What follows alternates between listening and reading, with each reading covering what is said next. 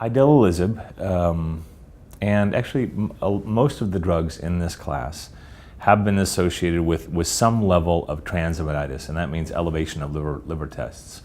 That usually occurs in the first couple cycles, and in most cases, if you interrupt the drug, or interrupt dosing of the drug, and restart, the transaminitis goes away.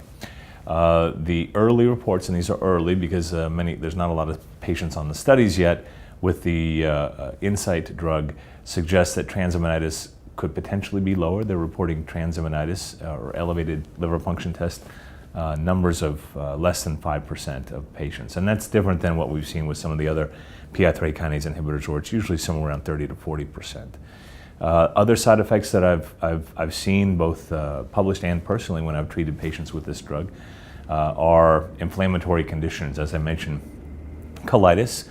This can present as diarrhea right when patients get the drug in the first month or two, and unfortunately can also occur late and can occur without warning. So we've seen colitis, and this severe diarrhea usually is how this presents, occurring 6, 7, 9 months after patients start the drug.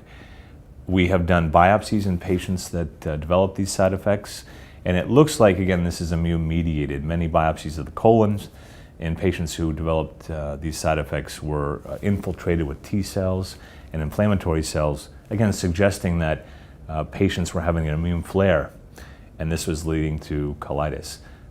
In some of the combination studies and some of the single-agent studies, although at a lower incidence, we've seen pneumonitis, which is inflammation again in the lung, and in some patients it's been severe, where patients end up needing significant support and have been admitted to the ICU. But that's quite uncommon in most of these patients.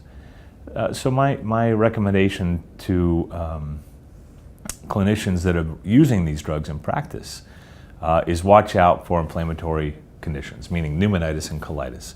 If that occurs, the first thing to do is stop the drug. Obviously, the patient should undergo an infectious workup, meaning make sure he doesn't have an infection in the colon or the lung. And if those symptoms don't resolve within about 3 to 4 days, I usually start the patient on systemic steroids. Usually that will result in recovery. But if patients don't, they should be referred to a GI doctor, again, if it's colitis, or a pulmonologist if it's pneumonitis.